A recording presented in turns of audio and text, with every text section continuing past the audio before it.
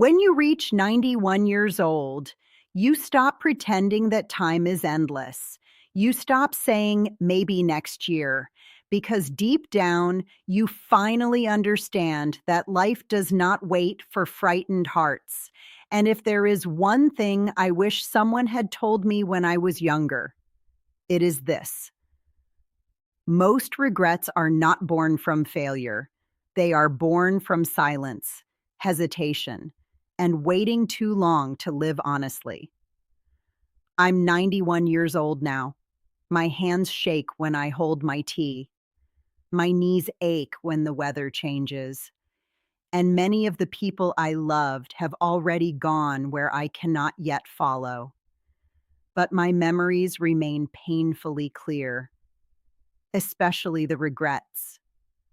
Not because I enjoy suffering, but because I hope that maybe someone listening today will avoid carrying the same heavy weight into old age.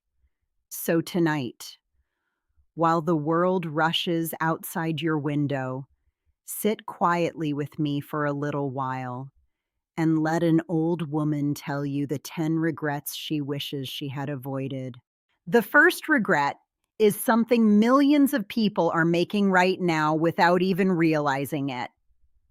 I spent most of my life trying to please people who would never truly be satisfied.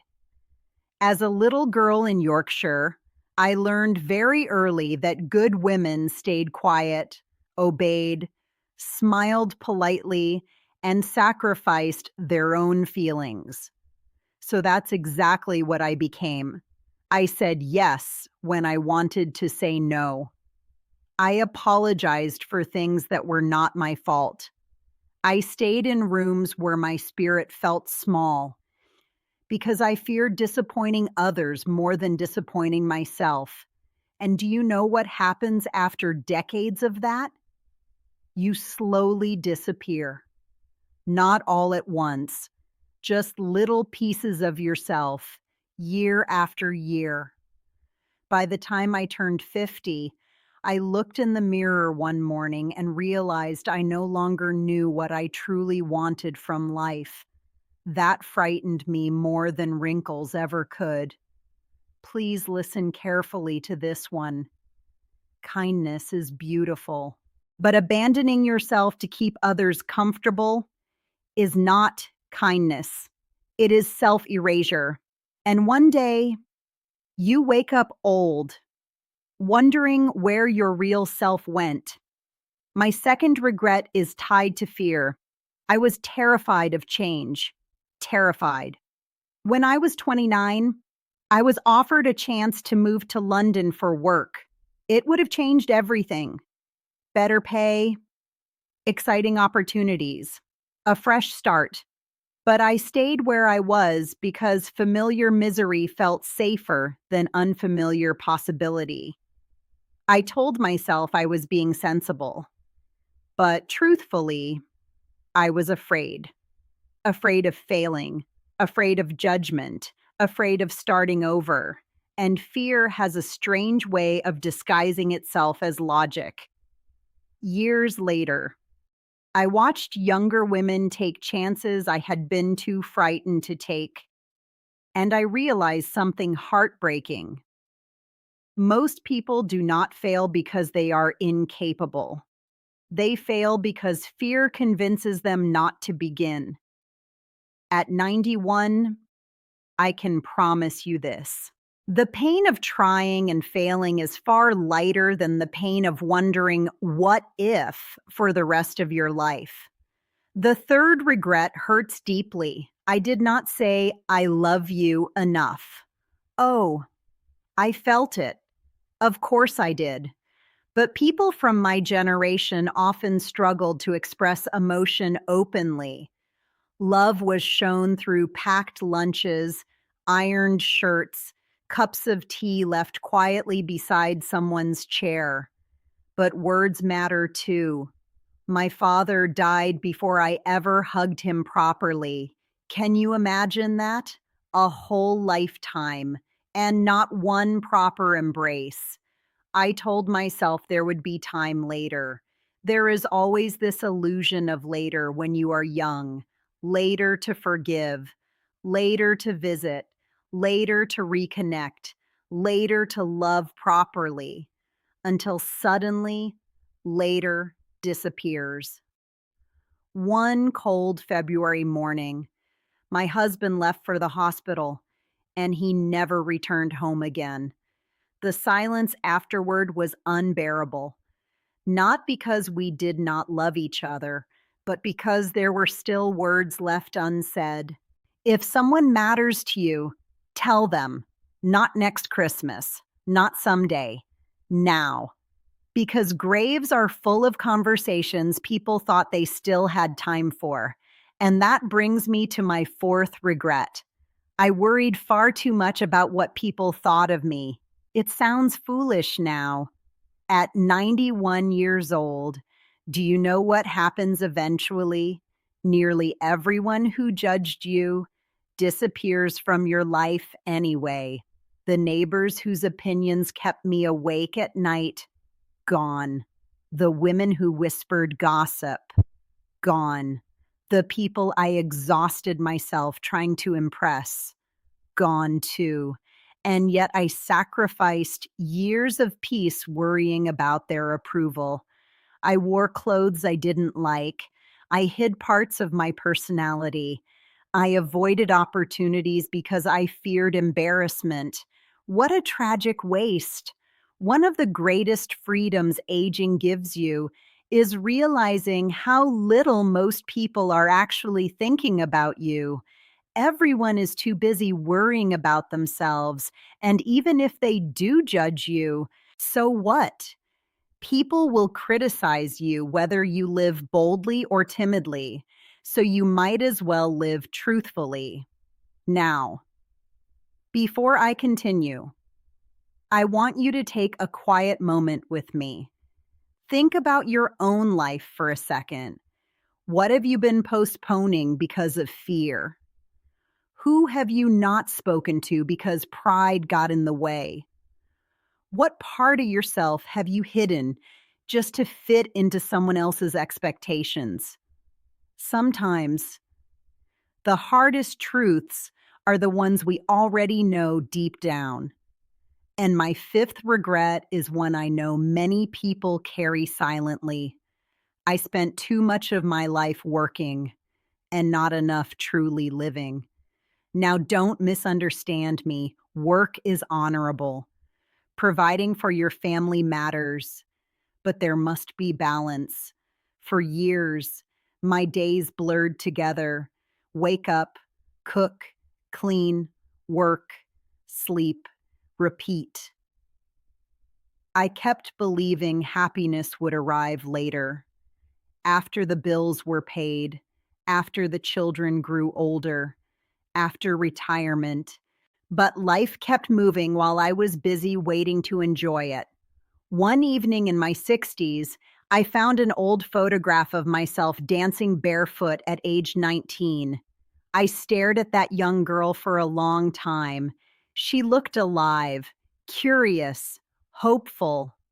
And I realized I had not truly felt that free in decades.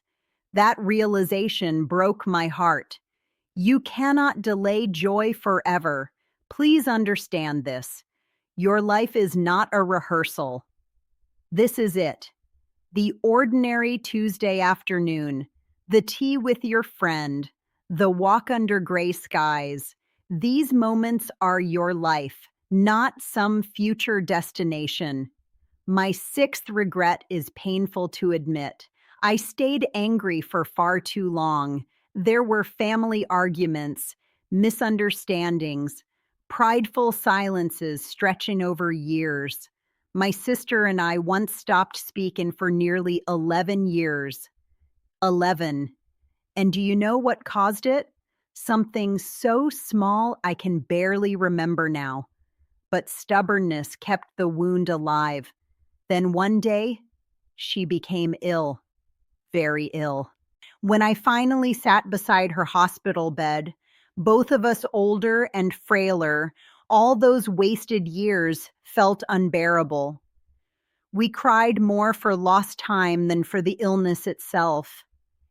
She squeezed my hand and whispered, "We were both foolish." And she was right. Old age teaches you something humbling. Very few arguments are worth losing people over. Pride is expensive, much more expensive than forgiveness. If there is someone you miss, someone you still love beneath the hurt, perhaps this is your sign to reach out, not because they were entirely right, but because peace matters more than winning. The seventh regret may surprise some people. I did not take care of my body when I was younger. When you are young, health feels permanent. You assume your body will always forgive neglect. The cigarettes, the stress, the lack of sleep, the constant rushing, but your body remembers everything. By my 70s, I could feel the bill arriving: arthritis, breathing difficulties, chronic pain, and I began wishing I had treated myself with more gentleness decades earlier. Please do not wait until illness forces you to appreciate your health. Walk more, rest properly, drink water, laugh often. Your body is not your enemy. It carries you through every heartbreak, every triumph, every ordinary day. Care for it kindly. Now, here is a truth many people avoid hearing. The eighth regret is that I spent too much time around people who drained my spirit. Some people leave you feeling lighter after seeing them. Others leave you exhausted. For many years, I tolerated cruel friendships, dismissive relatives, and emotionally cold people because I feared loneliness. But loneliness beside the wrong people is far worse than solitude. One of the quiet joys of old age is finally understanding that peace is priceless. You do not need endless company to feel fulfilled. You need sincerity, warmth, safety. Protect your energy carefully. At 91, I can tell you that emotional peace becomes more valuable than excitement, and the people who truly love you will never make you feel small for being yourself. The ninth regret is deeply personal. I abandoned many of my dreams because I believed I was too old. At 42, I wanted to learn painting. I convinced myself it was ridiculous. At 57, I wanted to travel through Scotland by train. Again, I delayed it. At 68, I wanted to write stories from my childhood. I thought nobody would care. How tragic that we imprison ourselves with imaginary deadlines. Do you know something extraordinary? The soul does not age the way the body does. Inside, many elderly people still feel young, still curious, still longing to create, still dreaming quietly. Please never tell yourself it is too late to begin. Too late is a lie people use to surrender. If you are alive today, there is still something meaningful waiting for you. And finally, the 10th regret, the greatest one of all. I spent far too much of my life forgetting how precious time truly is. When you are young, days feel endless. Years drift by unnoticed. You assume there will always be more birthdays, more mornings, more chances, but time is the only thing in life that never returns. At 91, I understand something now that I wish I had understood earlier. Life was never really about perfection, not money, not status, not impressing strangers. It was about moments, tiny moments, holding someone's hand, laughing until your stomach hurts, hearing rain against the window while the kettle boils, watching sunlight fall across a familiar face. These small moments become priceless once time grows short, and one day, without warning, you realize you would give anything to relive even one ordinary afternoon you once took for granted. So please, do not wait for tragedy before appreciating your life. Do not wait for illness before valuing your health. Do not wait for funerals before expressing love. Do not wait until 91 to start living honestly.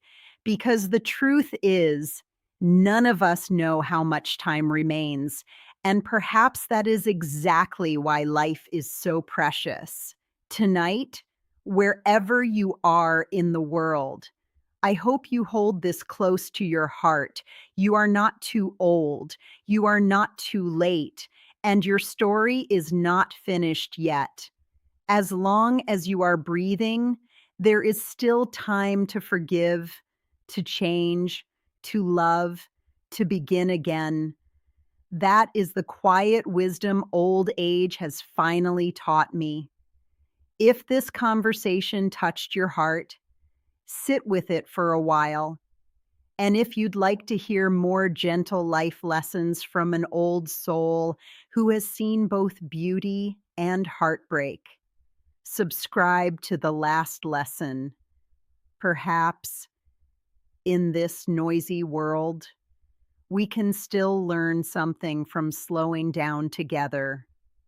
Good night, and take gentle care of yourself.